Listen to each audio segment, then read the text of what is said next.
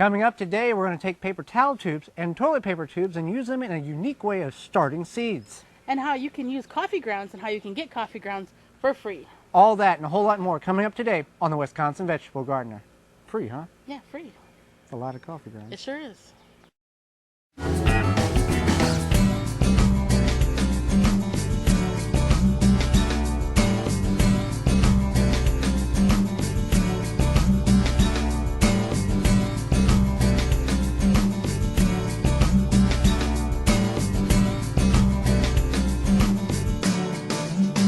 Wisconsin Vegetable Gardener is sponsored in part by, for all your non-GMO, organic and heirloom vegetable, flowers, and herb seeds, visit dollarseed.com.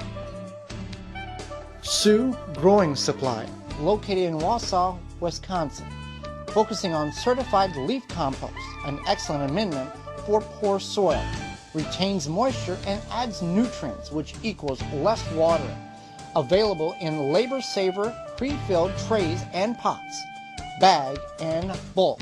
Visit SiouxCompost.com. Organic fertilizer for the health-conscious organic home gardener. Family owned and operated. Visit thewiveggardener.com.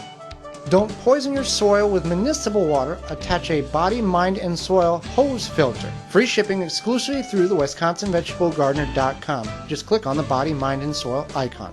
Authentic Haven brand soil conditioner for the home gardener. Easy to brew. Visit ManureTea.com. No measuring, no thinking. Stamp it, plant it, stop plotting, start planting. GardenStamp.com. Welcome to the Wisconsin Vegetable Gardener. I'm Joy Baird. Well, it's time to get our pole beans planted, but not technically in the ground because it's still a little too early for them.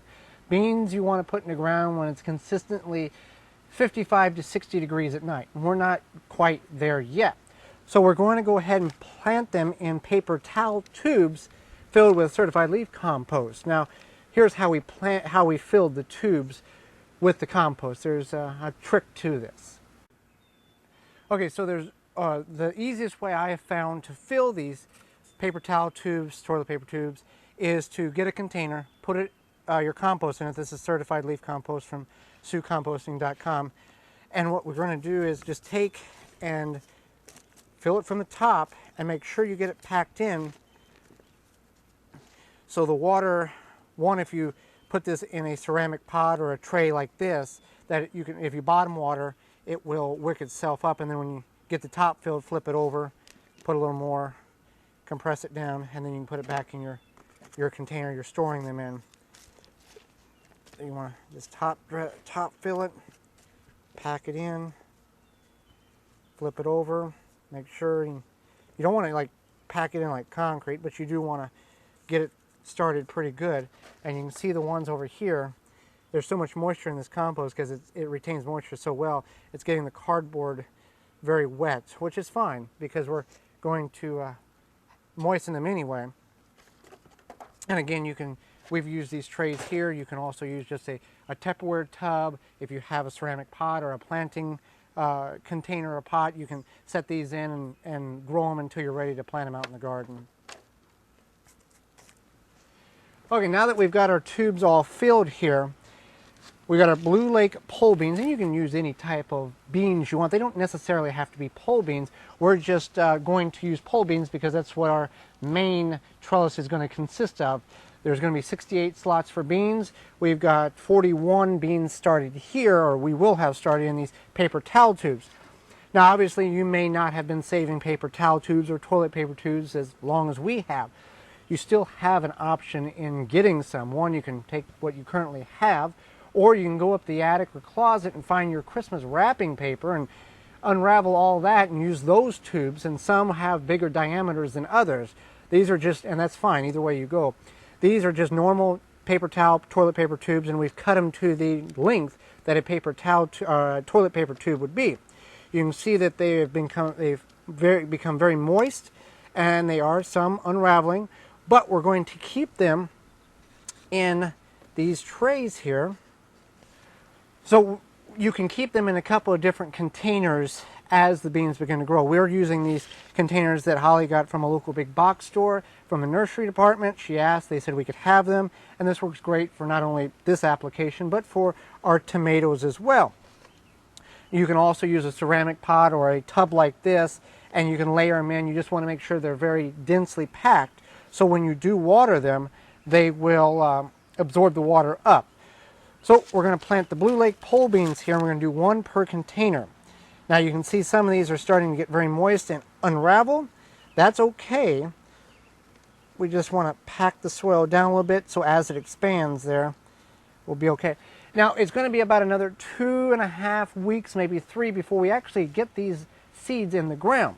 So what we're going to do is they'll take about 7 to 14 days to germinate, so that's fine. They may even germinate a little quicker. You can pre-soak your beans, bush or pole, either way, in moo-poo tea. We've chosen not to do that because moo-poo tea is a great compost tea to soak your beans in, or your seeds in general, to get them to germinate quicker. We, on the other hand, for this particular application, want the beans to sprout slower so we can get established beans in the paper towel tubes, and then they will be the correct height or correct size when we put them in the ground. Now at the point that we put them in the ground, the paper towel tube may be very little left in sturability, so we'll have to be gingerly moving them into the ground. But this is a great way to use up recycled paper towel tubes and create little pots. Now you can also make pots out of the newspaper pots that you see people do a lot on the internet as well.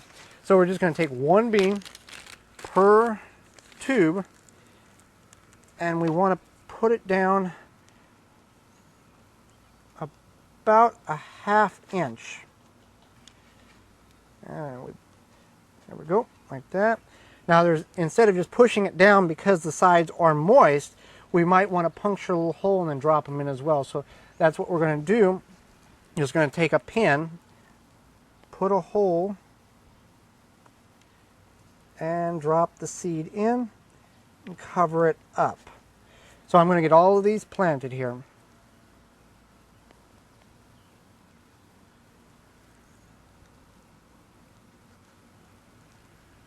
All right, so when making the hole, we want to be very ginger because we have found that the glue that the paper towels tubes are made out of is not holding up against water. You want to plant the bean to where you have the little, you can see there's a difference. There's a little divot right there. That's where the bean is going to emerge out of the seed. If you plant it upside down, you can see that it's just smooth on the bottom side of the seed. So you want to plant where you see a little divot or a little notch in it, and you want that to be facing up. So if you use a pin or a device, you can make a hole just big enough to where you can set it to where it sets up vertical, cover it up, and you should be good. And even if you do get some in sideways or upside down, beans have a natural understanding of how to grow towards the vertical and grow towards the light, so you'll be okay on that.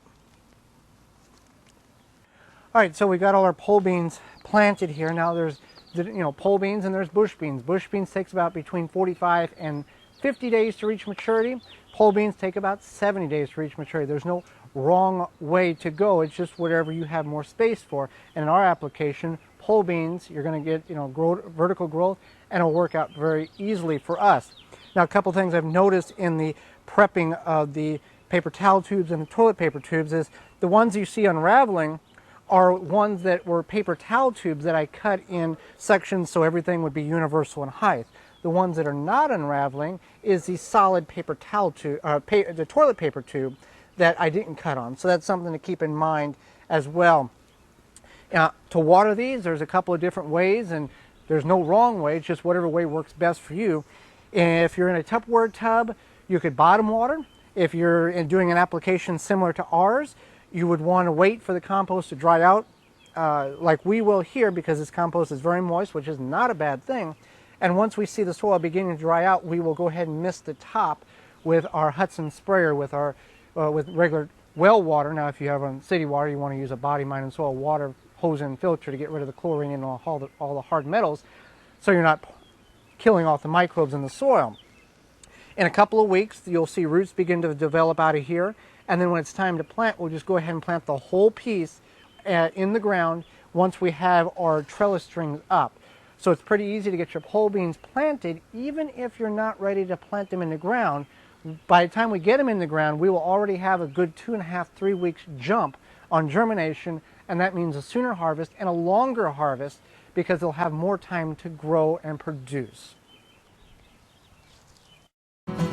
One way you can grow vegetables, whether you have ground or not, and this is a great project for kids, is to grow in a milk crate. Now there's a couple of different milk crates you can get or you can find.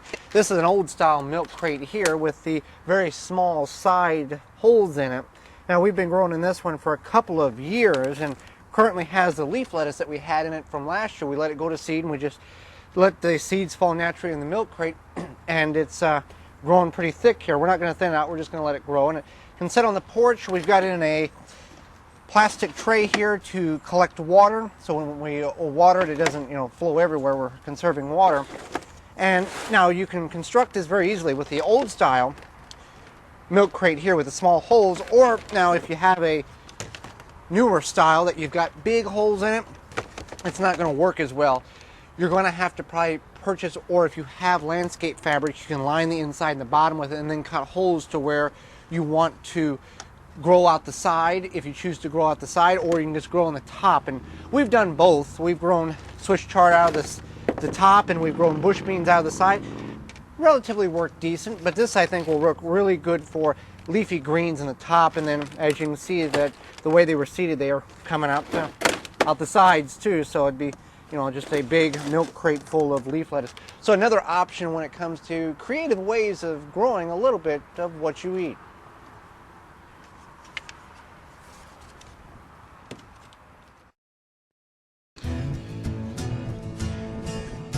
We're planting some poppies. They are Shirley poppies, and they are good. They can plant them in your soil as soon as the soil can be worked for the spring. And it's important to plant flowers in your garden because it helps attract bees to your garden and other pollinators, such as some butterflies and even hummingbirds. So we're going to plant these right here. Now we're not planting them in any specific order. We're not exactly flower gardeners, we're vegetable gardeners. We're just putting them in the ground so we can have them grow up and they can be here with the tomatoes when we plant those. So I'm going to go ahead. I've kind of moved some of the dirt aside here, and I'm just going to plant a couple pinches full of these poppies. And I just put them down there, cover them back up, and then I'll get some water and water them in. So it's easy to plant flowers for your garden, even if all you do is vegetables. It's a good idea to invite those pollinators, keep those pollinators alive and thriving.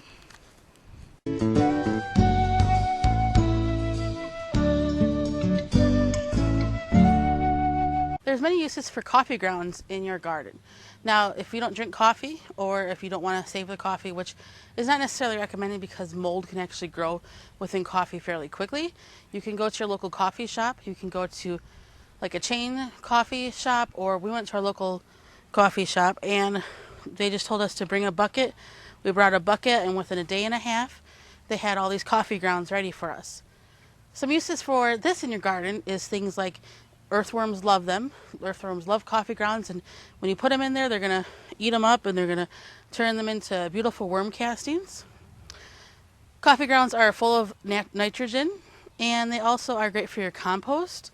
They repel slugs, and you can side dress things like leafy greens like lettuce, spinach, kale, Swiss chard, and also heavy feeders, like you can put just about a 1/2 inch layer around tomatoes and peppers. So we're going to actually put them in this pepper bed here, and we're just going to kind of mix them in so that they can be amended with the soil and they can go to good work, and whatever we have left we can always put in our compost, or we can just put somewhere else in the garden. Now, as you can see, there are filters in here, and that's okay. Those do break down, but if you don't want them in your garden, you can just go ahead, pull them out. They're easy to pick out, especially once you spread this out. Pull them out and just put them in your compost pile, or if you don't want them in your compost, just go ahead and toss them, but they're okay to put in here for us. I'm Holly Bear. Thank you for watching. Join us next time for more organic gardening and home food preservation. This has been the Wisconsin Vegetable. For more information, please visit